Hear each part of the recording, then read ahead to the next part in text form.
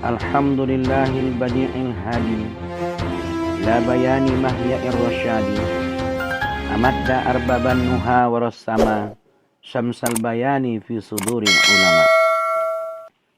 Baiklah, pada kesempatan yang berbahagia ini kembali kita mengaturkan rasa syukur kita kehadiran Allah Subhanahu wa taala. Karena pada kesempatan yang berbahagia ini kita akan mencoba membahas dan memahami tentang masalah ilmu badi. Hadirin yang dimuliakan Allah, telah dijelaskan di depan di pembahasan sebelumnya bahwa ilmu bayan adalah sebagai sarana untuk mengungkapkan suatu makna dengan berbagai uslub atau ungkapan atau gaya atau bahasa, metode penyampaian yang mencakup tasbih, majas atau kinayah. Juga telah dijelaskan bahwa ilmu ma'ani itu membantu pengungkapan suatu kalimatnya dan korinah-korinah yang meliputinya. Namun masih ada lagi aspek balaghah lain yang tidak tercakup dalam pembahasan ilmu bayan dan ilmu ma'ani. Pada dasarnya, aspek ini tidak lebih sebagai penghias lafaz atau makna dengan bermacam-macam corak, pengungkapan lafaz dan makna. Ilmu yang mencakup pembahasan ini disebut dengan ilmu badi. Di dalam syair tentang definisi ilmu badi dijelaskan oleh penyair, ilmun bihi wujuhu tahsinil kalam tu'rafu ba'da isa biqil maram. Ilmu badi ialah ilmu yang dengannya dapat diketahui metode dan cara untuk menghiasi kalimat dan memperindahnya, yang bisa diketahui setelah memelihara tujuan terdahulu atau disebut dengan mutabaqah dan jelasnya dilalah. A. Pengertian. Secara bahasa atau etimologi, badi ialah asing atau aneh atau indah sekali. Secara istilah atau terminologi, badi menurut istilah adalah ilmun yu'rafu bihi ujuhu tahsinil kalami ba'da riayatil mutabaqati wa uduhid dilalati. Ilmu badi ialah ilmu yang dengannya dapat diketahui metode dan cara-cara untuk menghiasi kalimat dan memperindahnya sesudah menjaga atau memelihara. Disebut juga dengan memelihara mutabaqah, kesesuaian ungkapan dengan tuntutan keadaannya dan kejelasan dilalahnya. B. Ruang lingkup pembahasan ilmu badi. Summa ujuhu husnihi dorbani bihasabil alfadhi wal ma'ani. Tinjauan atau sisi ruang lingkup keindahan kalimat itu ada dua, yaitu dengan memandang lafaz dan memandang maknanya. Ilmu ini sebagaimana diisyaratkan mencakup keindahan-keindahan lafaz dan makna. Dan berikut ini adalah penjelasan masing-masing. Ad-darbul awwalu al-maknawiyu. Bentuk pertama badi maknawi. Dalam syair, wa'udda min alqabihi al-mutabaqah tasyabuhul atrafi wal muwafaqah. Ditinjau dari segi maknanya, macam-macam badi, yaitu badi mutabaqah dan badi tasyabuhul atraf atau badi muwafaqah.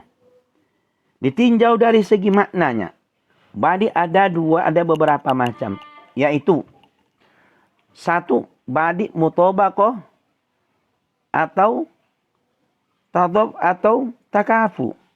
yaitu berkumpulnya dua kata yang berhadapan dalam rangkaian satu kalimat.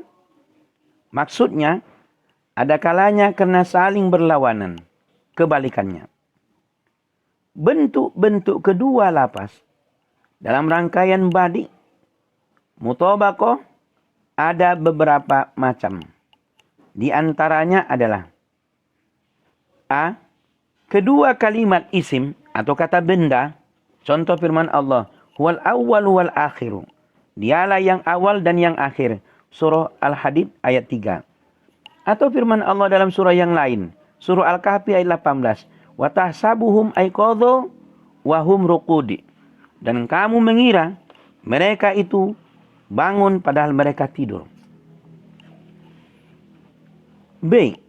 Kedua kalimat fi'il atau kata kerja. Contoh firman Allah. Wa annahu huwa adhaka wa abaka. Dan bahwasanya dialah yang menjadi orang tertawa dan menangis. Surah An-Najm ayat 43. C. Keduanya kalimat huruf. Contoh firman Allah Subhanahu wa ta'ala. Walahunna mithlul ladzi alaihinna bil ma'rufi. Dan para wanita mempunyai hak yang seimbang dengan kewajibannya menurut cara yang ma'ruf. Al-Baqarah ayat 228. Huruf lam berarti manfaat dan huruf ala berarti mudarat. Kewajiban, tanggungan atau beban. D. Salah satu kalimat isim dan lainnya fi'il. Contoh firman Allah. Wa may yudlilillahu fama lahu min hadi. Surah Ar-Ra'd ayat 33. Dan barang siapa yang disesatkan oleh Allah, maka baginya itu ada seorang pun yang akan memberi petunjuk. Dalam surah yang lain, surah Al-An'am ayat 126. Aw man kana mayyitan fahyanahu. Dan apakah orang yang sudah mati kemudian dia kami hidupkan. Badi mutabaqah ada dua macam. Tibak ijab positif, yaitu tibak yang kedua katanya berlawanan, itu tidak berbeda posisi dan negatif. Contoh seperti di atas.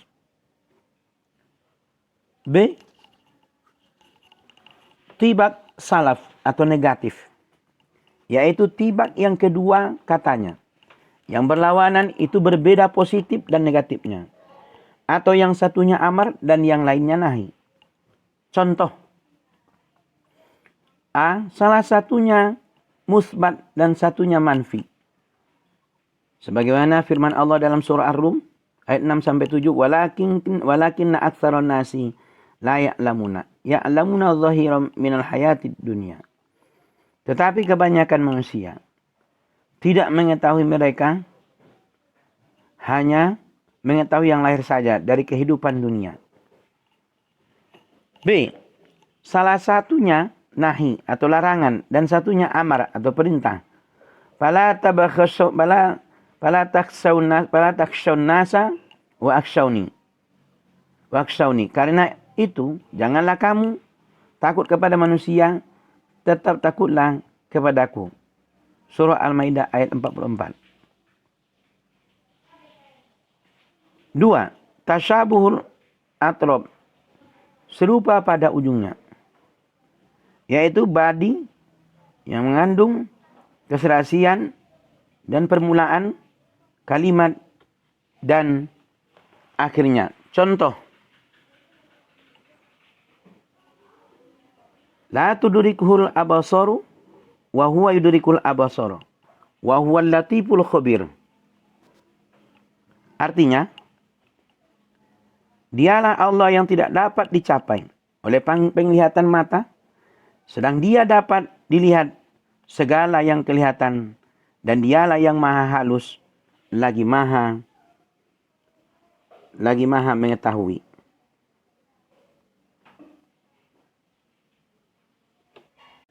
Lapas Al-Latif yang berarti maha halus, serasi atau semakna dengan la tudrikul abasar, yang berarti dia tidak dapat dicapai oleh penglihatan mata. Lafaz khabir yang berarti maha mengetahui, serasi dengan yudrikul abasar. Dia dapat melihat segala yang kelihatan. 3. Muwafaqah atau tanasub atau tawakuf, yaitu badi yang menghimpun suatu perkara dengan perkara yang sebanding namun tidak saling bertentangan. Contoh, asyamsu wal qamaru bihusban wan najmu wasyajaru yasjudan. Matahari dan bulan beredar menurut perhitungan, dan tumbuh-tumbuhan dan pohon-pohonan keduanya tunduk kepadanya. Surah Ar-Rum ayat 5-6. Di dalam syair, wal aksu wat tashimu wal musyakalah tazawujun rujuun au muqabalah. Dan badik akas, badik tashim, badik musyakalah, badik tazawuj, badik rujuk, dan badik muqabalah. 4. Badik akas atau membalik, yaitu bagian dari kalimat didahulukan, kemudian ditarik pada bagian akhirnya. Contoh, adatus sadati, sadatul adati. Adat orang yang mulia adalah semulia-mulia adat. Contoh yang lain, qaulul imami, imamul haramain. Qaulul imami, imamul qauli. Ucapan pemimpin adalah pimpinannya ucapan. Kalamul maliki, malikul kalami. Perkataan raja adalah rajanya perkataan. 5. Badik tashim atau irsyad, yaitu badik yang menjadikan lapas yang terletak sebelum akhir atau ajaz dari sesuatu ayat atau bait sebagai petunjuk atas akhir ayat atau bait dengan catatan apabila huruf akhir sebagai tempat berhentinya kalimat. Ar-Rawi telah diketahui. Contoh, dalam surah Al-Ankabut ayat 40. Wa ma kana Allahu liyadhlimahum walakin kanu anfusahum yadhlimun. Dan Allah sekali-kali tidak hendak menganiaya mereka, akan tetapi mereka lah yang menganiaya diri mereka sendiri. Dan seperti contoh dalam syair, idza lam tastati' syai'an fada'hu wajawizhu ila ma tastati'. Bila kamu tidak mampu melakukan suatu pekerjaan, maka tinggalkanlah dan lampauilah atau kerjakanlah yang kamu mampu. Yang 6. Badi musyakalah. Sama bentuknya, yaitu badi yang menerangkan suatu hal dengan memakai lapas lain. Sebab keduanya jatuh secara bersamaan, baik secara terang-terangan maupun perkiraan. Contoh yang terang-terangan, tahqiq. Sebagaimana terdapat dalam syair, qalu qtarih syai'an najidilaka tabakhuhu. Qultu itbakhuli jubbatan wa qamisan. Mereka berkata, mintalah sesuatu, niscaya kami akan memberikan masakan yang istimewa. Aku berkata, masakanlah untukku jubah dan gamis.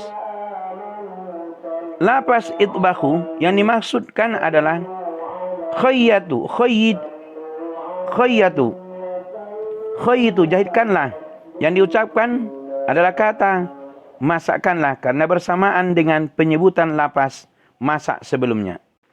B. Yang dikira-kirakan atau takdiri.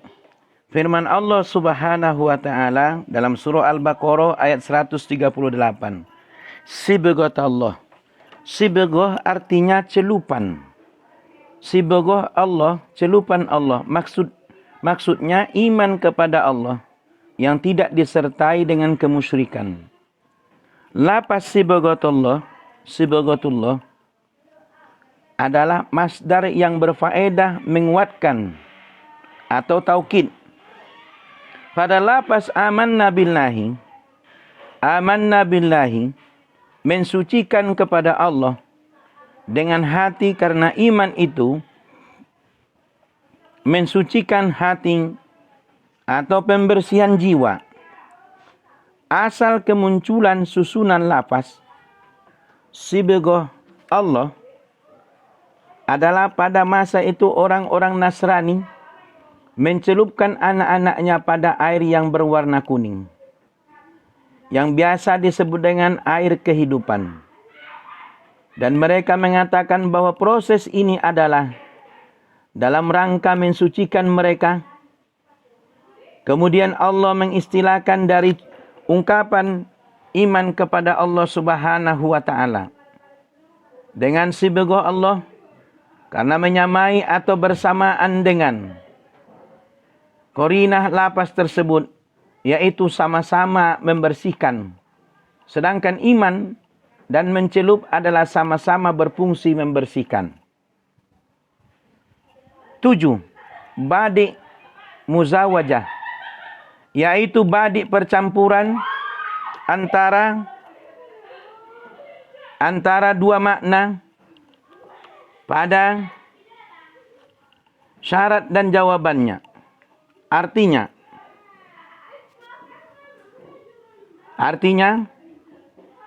makna dari kedua makna tersebut diurut-urutkan.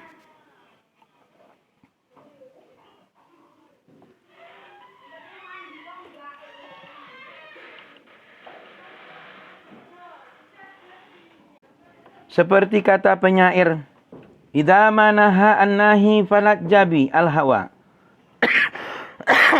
asaqat ilal wasi falat jabiha al-bahru al-hajaru. Ketika orang-orang yang menghalangiku mencegah mencintai kekasihku, maka semakin bertambahlah cinta kasihku kepadanya. Ketika kekasihku mendengarkan fitnah, maka bertambahlah ia menjauhiku atau membenciku. Antara kalimat mencegah, mencintai,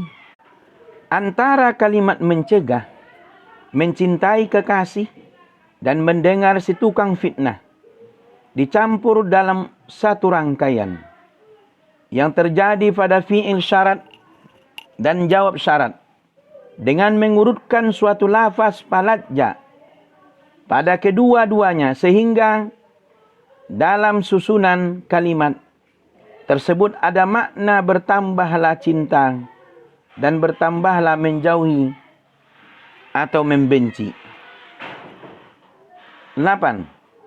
Badik rujuk, yaitu badik yang kembali pada perkataan semula karena adanya pembatalan naqdi, karena dianggap berfaedah. Bila tidak ada faedah, maka dianggap bohong semata.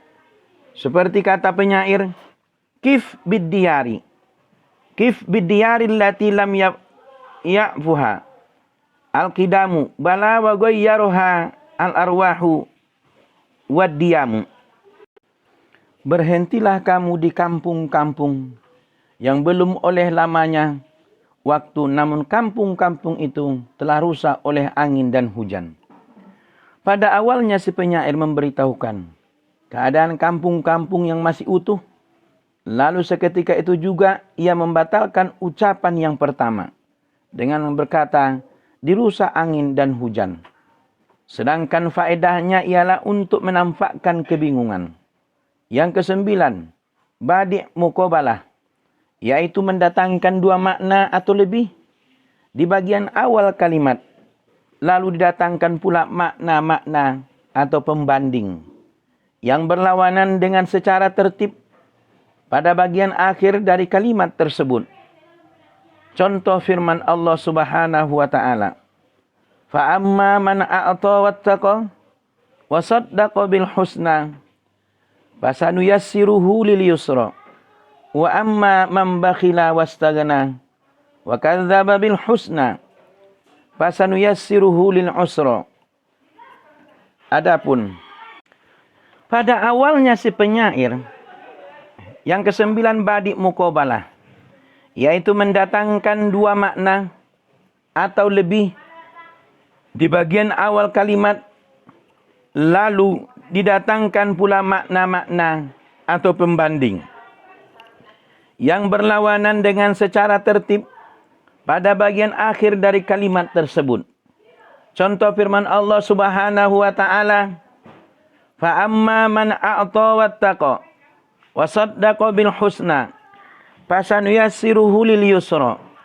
Wa amma man bakhila wastaghna wa kadzdzaba bil husna fasanuyassiruhu lil usra. Adapun orang yang memberikan hartanya di jalan Allah dan bertakwa dan membenarkan adanya pahala yang terbaik, yaitu surga, maka kami kelak akan menyiapkan baginya jalan yang mudah. Dan adapun orang yang bakhil dan merasa dirinya cukup serta mendustakan pahala terbaik, maka kelak kami akan menyiapkan baginya jalan yang sukar. Surah Al-Lail ayat 5-10. Perbandingannya semua sudah jelas, kecuali antara lapas ittaqa, bertakwa, dan istighna, merasa dirinya cukup. Contoh lain dalam kata penyair, ma'asanad dina wa dunya idza jatama'a wa aqbaha al-kufra wal iflasa birrajuli. Alangkah baiknya jika agama dan dunia bersatu, dan betapa jeleknya jika kekufuran dan kefakiran terjadi pada seorang laki-laki. Dalam syair, tauriyatun tudu'a bi'ihamin lima urida maknahu al-ba'idu minhuma. Badi tauriyah dinamakan juga ilham, karena yang dikehendaki adalah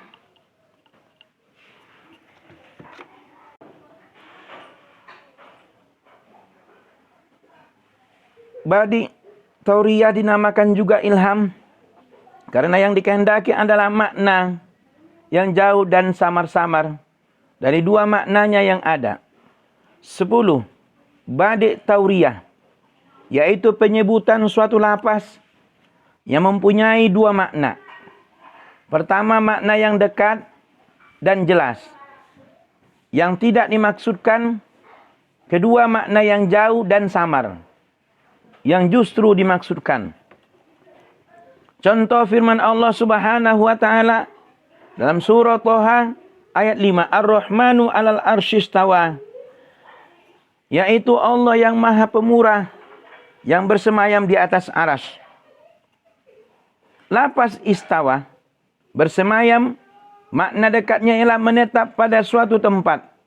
Sedang makna jauhnya ialah menguasai. Makna jauh inilah yang dimaksud oleh ayat tersebut.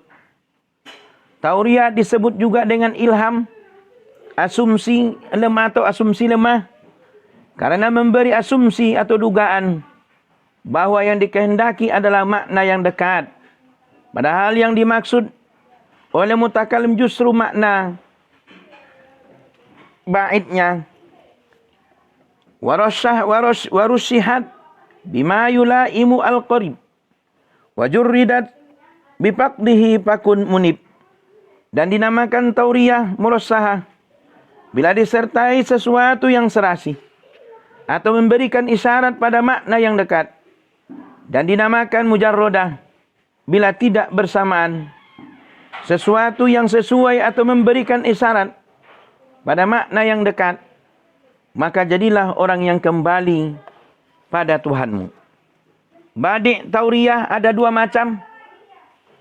Satu, murasyahah, yaitu tauriyah yang disertai dengan sesuatu yang sesuai atau yang mengisyaratkan pada makna dekat atau qarib. Dua, contoh, was-samaa'a banainaha, was-samaa'a banainaha biaidin wa inna lamusi'un.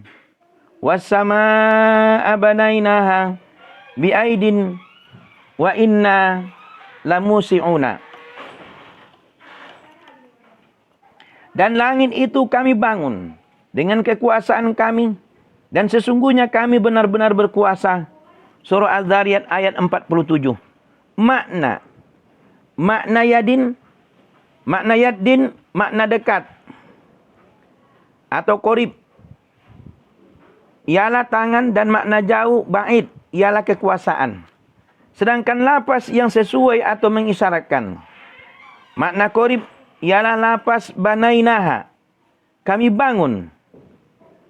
Yang ketiga mujarradah, yaitu tauriyah yang tidak disertai sesuatu yang sesuai atau mengisyaratkan pada makna dekat atau qarib. Sebagaimana contoh firman Allah dalam surah Toha ayat 5 yang telah dijelaskan di atas. Dalam syair jam'un wa tafrikun wa taqsimun wa ma kilaihima awahidin jam'un yaqa. Dan badi jam'u badi tafriq dan badi taqsim dan badi jam'u itu bisa bersamaan keduanya, badi tafriq dan badi taqsim atau salah satu dari keduanya. Yang ke-11 badi jamak, yaitu menghimpun beberapa hal pada suatu hukum atau ketentuan. Contoh firman Allah,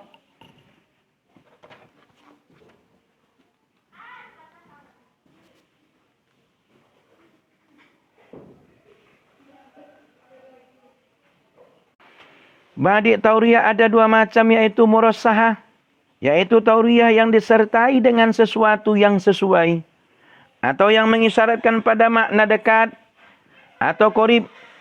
Contoh, was-samaa'a banainaha biaidin wa inna lamusi'una. Dan langit itu kami bangun dengan kekuasaan kami, dan sungguhnya kami benar-benar berkuasa. Surah Az-Zariyat ayat 47. Makna yaddin, makna dekat, ialah tangan. Dan makna jauh, ba'id, ialah kekuasaan. Sedangkan lapas yang sesuai atau yang mensyaratkan makna takrib ialah lapas banainaha, kami bangun.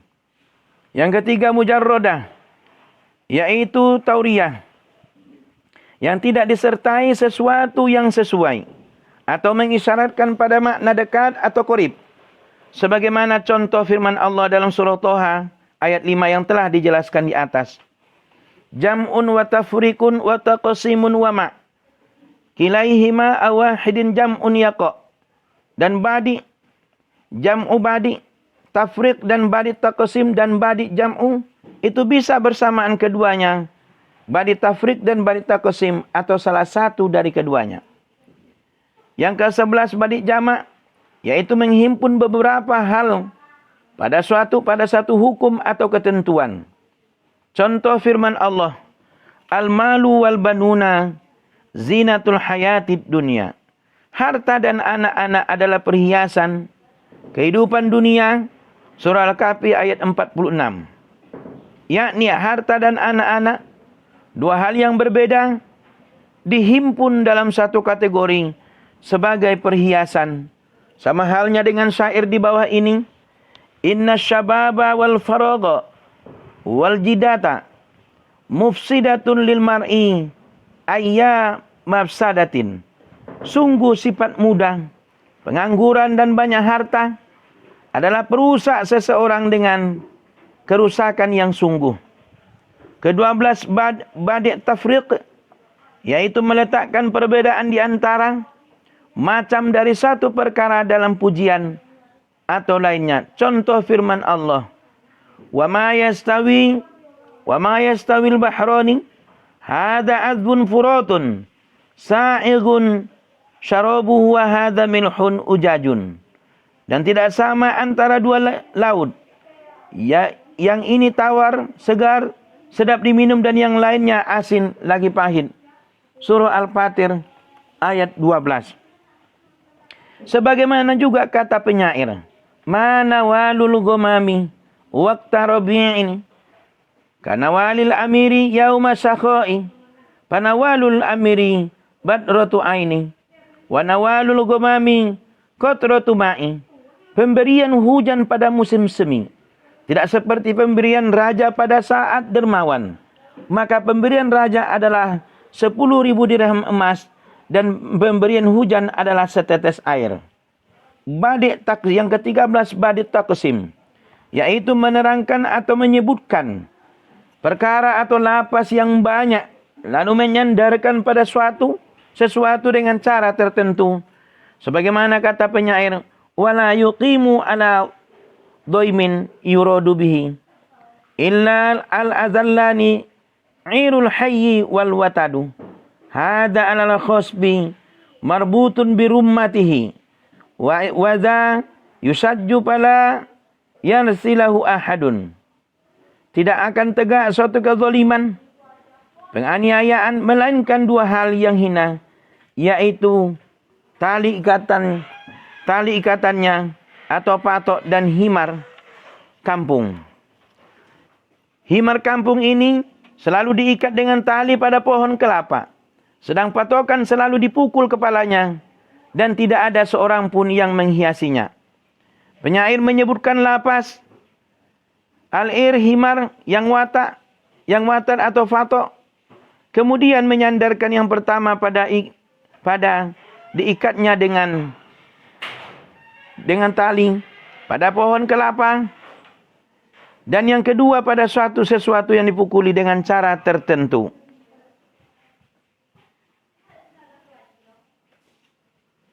(14) Badi' jamak serta tafriq, yaitu masuknya dua perkara dalam suatu makna atau jam'u, lalu masing-masing sisinya dipisah dari sudut pandang, memasukkan tafriq. Seperti firman Allah Subhanahu wa ta'ala, khalaqatani min nari wa khalaqatahu min tin. Engkau ciptakan saya dari api, sedang dia engkau ciptakan dari tanah. Surah Al-A'raf ayat 12. Juga kata penyair, fawajhaka kan nari fi dhau'iha wa qalbika nari fi harriha. Wajahmu laksana api dalam pancaran cahayanya, sedangkan hatiku laksana api dalam panasnya.